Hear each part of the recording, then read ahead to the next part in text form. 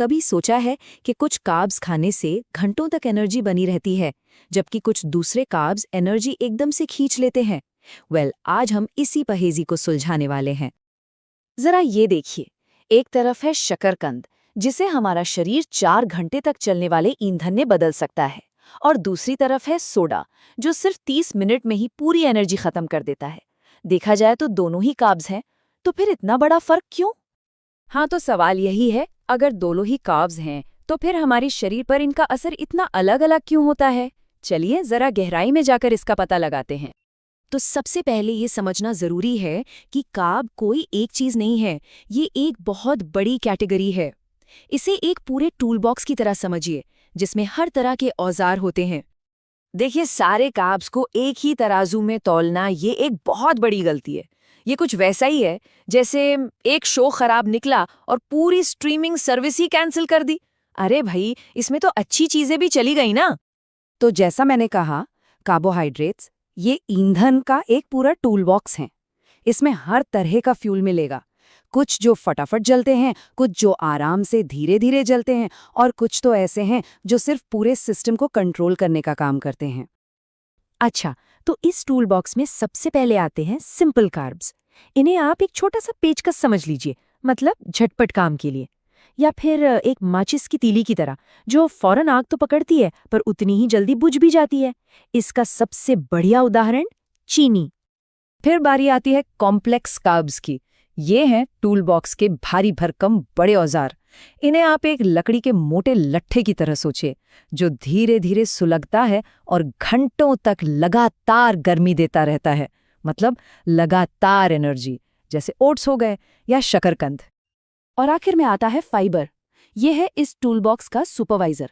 मजे की बात यह है कि ये भी एक तरह का कार्ब ही है, पर हमारा शरीर इसे पचा नहीं पाता। तो इसका काम क्या है? इसका काम है सब कुछ थोड़ा धीमा करना, ताकि एनर्जी धीरे धीरे रिलीज हो और वो जो अचानक से एनर्जी क्रैश होता है ना, उससे बचा जा सके। ठीक है, तो अब जब हम इस टूल बॉक्स को समझ चुके हैं, तो चलिए उन असली दोषियों की पहचान करते हैं जो हमारी एनर्जी चूस लेते हैं। तो असली मुजरिम है दो। पहला, एडेड शुगर, यानी वो चीनी जो सोडा, कैंडी, इन सब चीजों में भरी होती है। और दूसरा, रिफाइंड कार्ब्स, मतलब सफेद ब्रेड, सफेद चावल, जिनसे सारा फाइबर और पोषण तो पहले ही निकाल दिया गया है। तो होता क्या है जब ये कार्ब्स शरीर में जाते हैं? होता है एक रोलर कोस्टर राइड। सबसे पहले ब्लड शुगर एकदम से ऊपर जाता है, एक स्पाइक। फिर शरीर घबरा जाता है और इंसुलिन रिलीज करता है, ताकि इस एक्स्ट्रा शुगर को ठिकाने लगाया जा सके। जो फालतू शुगर बचती है वो फैट बन के जमा हो जाती है, और फिर धड़ाम, ब्लड शुगर लेवल एकदम नीचे गिर जाता है। नतीजा, थकान और जोर की भूख, और फिर से वही साइकिल शुरू हो जाती है। लेकिन रुकिए, कहानी में एक ट्विस्ट है। बात सिर्फ ये नहीं है कि क्या खाया जा रहा है, असली खेल इस बात का है कि उसे कैसे खाया जा रहा है। यहाँ पर कॉन्टेक्स्ट यानी संदर्भ ही सब कुछ है। एक उदाहरण से समझते हैं। मान लीजिए एक सादा बैगल है। अगर उसे अकेले खाया जाए तो ब्लड शुगर में एक जबरदस्त स्पाइक आएगा, लेकिन अगर उसी बैगल को प्रोटीन और फाइबर के साथ, मतलब अंडे और सब्जियों के साथ खाया जाए तो पाचन धीमा हो जाता है और वो स्पाइक आता ही नहीं। और ऐसा ही एक और बड़ा फर्क डालती है एक्टिविटी। अगर कार्ब्स खाने के बाद बस बैठे रहे तो वो एक्स्ट्रा ग्लूकोज फैट में बदल सकता है, लेकिन अगर खाने के बाद सिर्फ 15 मिनट की वॉक ही कर ली जाए तो हमारी मसल्स उस ग्लूकोज को फ्यूल की तरह इस्तेमाल कर लेती हैं। देखिए कितना बड़ा अंतर है। तो मुद्दे की बात क्या है? असली विलन कार्ब्स नहीं है। असली समस्या है फास्ट कार्ब्स को अकेले बहुत ज्यादा मात्रा में खाना और फिर बस बैठे रहना। तो अब सवाल ये है कि इस जानकारी का इस्तेमाल कैसे करें? चलिए एक सिंपल सी स्ट्रैटेजी बनाते हैं ताकि एनर्जी हमेशा बनी रहे। प्लान बहुत ही सिंपल है, सिर्फ 2 स्टेप्स का। स्टेप 1, सबसे पहले एडिड शुगर को कट करें।